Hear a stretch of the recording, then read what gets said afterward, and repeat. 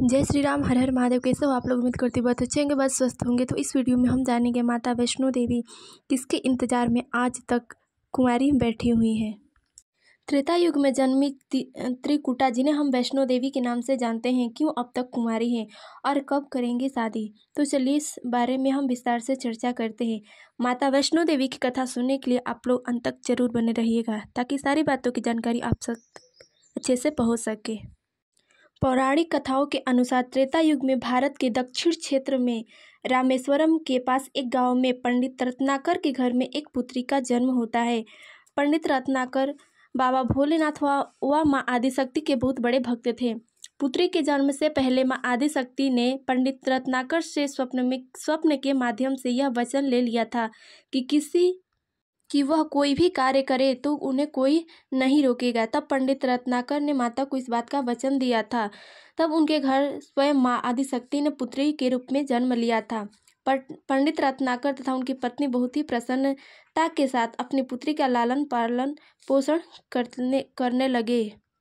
उस समय उनका नाम त्रिकुटा रखा गया। जब माता त्रिकुटा 9 वर्ष की हुई तो उन्हें ये ज्ञात हुआ कि पृथ्वी से अधर्म का नाश करने के लिए स्वयं नारायण ने धरती पर राम रूप में अवतार ले लिया है।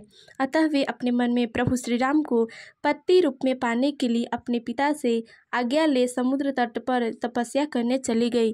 कुछ समय पश्चात जब भगवान राम सीता जी के हरण के बाद समुद्र तट पर पुल बंधवाने के लिए आए, उसी समय देखी कि एक कन्या कठोर तप कर रही है और तप के प्रभाव से आसपास का क्षेत्र बहुत ही प्रकाशित हो रहा था। तब प्रभु श्री राम उस कन्या के पास जाकर बोले, हे देवी, आप कौन हैं और किस उद्देश्य की पूर्ति हेतु इतना कठोर तप कर रही हैं? देवी त्रिकुटा प्रभु श्री राम को पहचान गई थी। वह अपना परिचय देते हुए अपनी प्रतिज्ञा प्रभु श्री राम से कहती है तो पत्नी रूप में स्वीकार करने की विनती करती है। तब भगवान बोले, हे देवी, मैं इस जन्म में एक पत्नी व्रत रहने का संकल्प ले चुका हूँ, अतः मैं आपसे विवाह नहीं कर सकता। मैं आपको पत्नी रूप में स्वीकार नहीं कर सकता। तब देवी त्रिकुटा आर्त भाव से विनती करती हुई बोली, हे प्रभु, क्या मैं आपके योग्य नहीं हूँ? क्या मेरी तपस्या में कोई कमी रह गई है? तब भगवान श्री राम देवी त्रिकुटा की करुण पुकार सुनकर बोले, हे देवी, जब मैं रावण को मारकर अधर्म का नाश कर सीता के साथ वापस आऊँगा, अगर उस समय आप मुझे पहचान लेगी तो मैं आपसे अवश्य विवाह कर लूँगा और आपको पत्नी रूप में स्वीकार कर लूँगा। यह मेरा वचन है। इतना सुन देवी त्रिकुटा बहुत प्रसन्न हुई और अपनी तपस्या में लीन हो गई तथा प्रभु श्री राम भी लंका युद्ध करने चले गए। जब भगवान राम माता सीता के साथ वापस आए और जब प्रभु श्री राम जी देवी त्रिकुटा के समक्ष पहुँचे तो देवी त्रिकुटा भगवान राम की माया की वश हो उन्हें पहचान न सकी। कुछ पल बाद भगवान राम अपने रूप में स्वयं आए और बोले, हे देवी, मैं यहाँ आकर अपना वचन पूरा किया, लेकिन आप इस परीक्षा में सफल नहीं हो पाई, अतः मैं आपसे इस जन्म में विवाह नहीं कर सकता।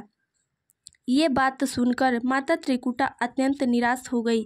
तब भगवान उनकी मनोदशा को समझते हुए बोले, देवी, इस जन्म में तो मेरी एक पत्नी व्रत संकल्प के कारण मैं आपसे विवाह नहीं कर सकता, लेकिन कलयुग में जब मैं कल की अवतार लूँगा तो उस समय आपको अपनी पत्नी रूप में अवश्य स्वीकार करूँगा। उस रूप में मैं अवश्य आपसे विवाह करूँगा। तब तक आप हिमालय पर्वत पर त्रिकुट पर्वत पर तपस्या करें तथा मेरे अवतार की प्रतीक्षा करें।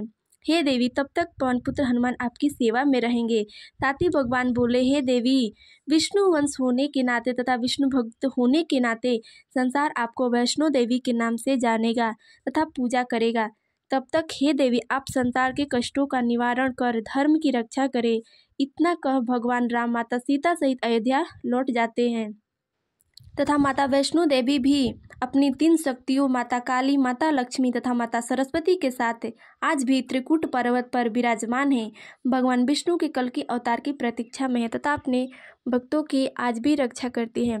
कहा जाता है कि जो भी भक्तगण माता वैष्णो देवी के दर्शन करते हैं उन्हें काल भैरव का भी दर्शन करना आवश्यक है, क्योंकि काल भैरव के दर्शन बिना माता वैष्णो देवी का दर्शन अधूरा माना जाता है।